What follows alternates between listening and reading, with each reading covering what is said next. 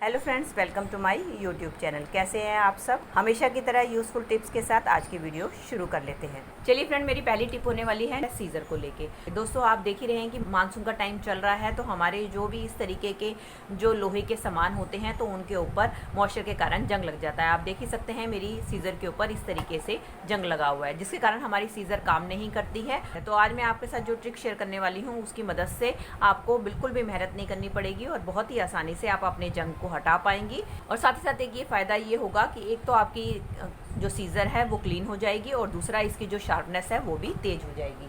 तो उसके लिए क्या करना है, आपने लेना है हार्पिक, और हार्पिक लेने के बाद आपने क्या करना है, अपनी सीज़र के ऊपर इस तरीके से हार्पिक को डाल देना है। और इसके बाद इसको आपने डालने के बाद आपने इसको 5 मिनट के लिए इस तरीके से छोड़ देना है। और 5 मिनट के बाद आपने क्या करना है, आपने लेना है इस तरीके का लोहे का स्क्रबर, और लोहे का स्क्रबर लेकर आपने इसके ऊपर धीरे धीरे इस तरीके से रब करना है। इस तरीके से रब करेंगे तो आप देखेंगे कि इसके ऊपर लगा हुआ जो सारा जंग है वो मिनटों में ही दूर हो जाएगा, और साथ ही साथ जो आपकी कैंची की जो शार्पनेस है वो भी तेज हो जाएगी। अब आप देख ही रहे हैं कितना सारा डस्ट मेरा इसमें से जंग जो है निकल रहा है। और साथ ही साथ मैं आपको ये भी बाद में बताऊंगी कि आप किस तरीके से अपनी कैंची को संभाल कर रखें ताकि उसके अंदर किसी भी तरीके का कोई भी जंग ना लगे, जिसके कारण आपकी कैंची भी खराब ना हो। अब देख सकते हैं दोस्तों कितना सारा डस्ट निकला है और हमारी कैंची साफ़ हो गई है। मैं इसको आपको साफ कपड़े से भी क्लीन करके दिखाती हूँ।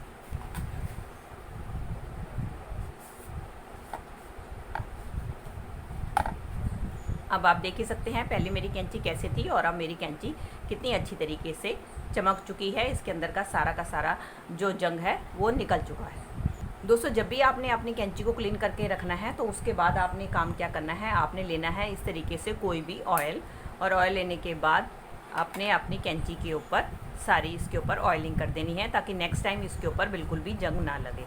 चलिए फ्रेंड, बढ़ते हैं अगली टिप की तरफ। मेरी अगली टिप होने वाली है पॉलीथीन को लेके। दोस्तों, अक्सर क्या होता है जब हम पॉलीथीन में कोई सामान लेकर इधर उधर जाते हैं या मार्केट से हम सामान लेकर आते हैं तो आप देखते हैं कि हम इस तरीके से इसके अंदर गिठा बंद करके रखते हैं।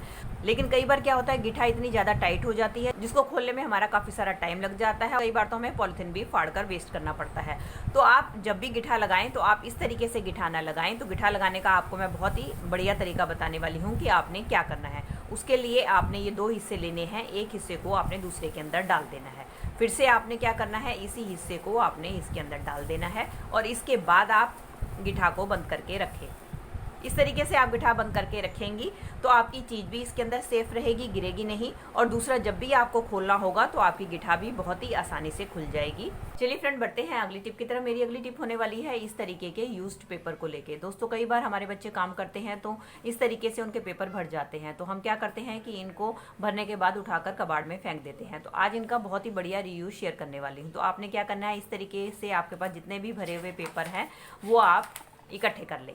इकट्ठे करने के बाद आपने क्या करना है, इस तरीके से कोई भी आपने ट्रांसपेरेंट पॉलीथीन ले लेना है और ये जो आपके पेपर्स हैं आपने इसको इस पॉलीथीन के अंदर डाल देना है। और डालने के बाद ये जो एक्स्ट्रा है उसको आप इन्हीं पेपर्स के साथ स्टेपलर कर लें या आप इसके ऊपर सेलो टेप लगाकर इसको चिपका सकते हैं। दोस्तों, एक ही हमारा बहुत ही बढ़िया नोटपैड बनकर तैयार हो गया। चाहे तो आप इसको किचन में यूज़ करें, चाहे अपने रूम में, या आप अपने बच्चों को दे सकते हैं। जब बच्चों को रफ काम करना होता है तो वो क्या करते हैं कि खाली कॉपी का इस्तेमाल करते हैं। तो आप खाली कॉपी वेस्ट ना करके इस तरीके से बच्चे को ये पैड बना कर दे दें। तो जो भी बच्चे इसके ऊपर लिखेंगे और जब उनका राइटिंग वर्क ख़त्म हो जाए तो इसको रिमूव करके वो फिर से दोबारा से भी यूज़ कर सकते हैं। ये देखिए, मैंने इसको रिमूव कर दिया, उसके बाद आप फिर से इसको यूज़ कर सकते हैं। इससे जो भी टेक्स्ट है वो बहुत ही आसानी से रिमूव हो सकता है। इसके ऊपर आप गीला कपड़ा मारेंगे तो एकदम ये साफ़ हो जाएगा। तो इससे क्या फ़ायदा होगा, एक तो आपको नोटपैड की ज़रूरत नहीं पड़ेगी और साथ साथ दूसरा आपको बार बार नई कॉपी भी खरीदनी नहीं पड़ेगी। चलिए फ्रेंड, बढ़ते हैं अगली टिप की तरफ। मेरी अगली टिप होने वाली है इस तरीके के क्लोथ के कैरी बैग को लेके। आज इनका बहुत ही बढ़िया रीयूज़ आपके साथ शेयर करने वाली हूँ कि आपने क्या करना है। उसके लिए हम क्या करेंगे, इसका जो ये ऊपर वाला हिस्सा है इसको हम इस तरीके से कट कर लेंगे और सेम इसी तरीके से हम इसके नीचे वाले हिस्से को भी कट कर लेंगे। अभी देख सकते हैं हमारे पास चौड़ा पीस आ गया है। अब हमें क्या करना है, हमें इसकी पतली पतली स्ट्रिप्स कट कर लेनी है। अब हम क्या करेंगे, इस स्ट्रिप्स को हमने फिर छोटे छोटे पीसीज में कट कर लेना है।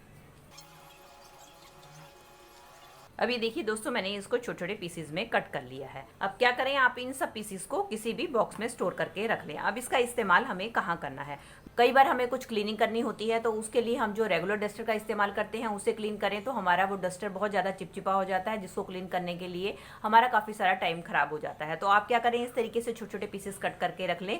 जब भी आपको क्लीनिंग करनी हो तो आप इसका यूज़ करें, और इसको यूज़ करने के बाद इसको आप फेंक सकते हैं। इससे क्या होगा, एक तो आपके टाइम की बचत होगी और दूसरा आपका जो डस्टर है वो गंदा भी नहीं होगा। चलिए फ्रेंड, बढ़ते हैं अगली टिप की तरफ। मेरी अगली टिप होने वाली है सब्जियों को लेके। दोस्तों, अक्सर सब्जियों को काटने और छीलने के लिए हम चाकू और पिलर का इस्तेमाल करते हैं, लेकिन जब हम इस तरीके की सब्जियों को पिलर से छीलते हैं तो आपने देखा है बहुत ज़्यादा इसका छिलका निकल कर आता है, जिससे हमारी काफ़ी सारी सब्जी वेस्ट हो जाती है।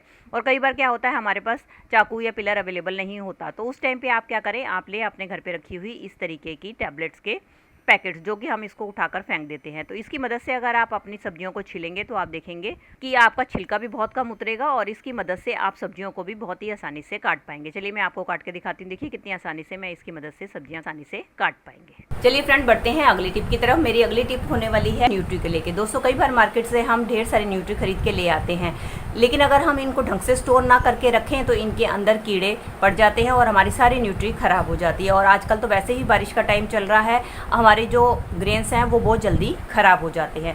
तो उसके लिए बहुत ही बढ़िया ट्रिक शेयर करने वाली हूँ, जिससे कि आपकी न्यूट्री लंबे टाइम तक फ्रेश बनी रहेगी और इसमें बिल्कुल भी कीड़े नहीं लगेंगे। तो उसके लिए आप ले लें अपने घर पे रखे हुए चावल, और चावल लेने के बाद आपने क्या करना है, अपनी न्यूट्री में इस तरीके से चावल को डाल देने हैं, और साथ ही साथ आपने डाल देनी है इसमें 2-3 लाल मिर्ची। इसके बाद आप न्यूट्री को स्टोर करके रखेंगी तो देखेंगी आपके न्यूट्री जो है साल भर तक खराब नहीं होगी, इसके अंदर कोई भी कीड़ा नहीं लगेगा। तो दोस्तों, ये थी मेरी आज की वीडियो। आई होप आपके लिए यूजफुल रही होगी। अगर इनमें से कोई भी टिप आपको हेल्पफुल लगी है तो दोस्तों इसको लाइक कीजिएगा, और ज़्यादा से ज़्यादा अपने फैमिली और मेंबर्स में शेयर कीजिएगा। और आप मेरे से जुड़े रहना चाहते हैं और इसी तरीके की यूजफुल वीडियोस और भी देखना चाहते हैं तो बेल आइकन के साथ मेरे चैनल को भी सब्सक्राइब कर दीजिएगा। चलिए दोस्तों, मिलती हूँ नेक्स्ट वीडियो में। तब तक के लिए bye bye. Thanks for watching.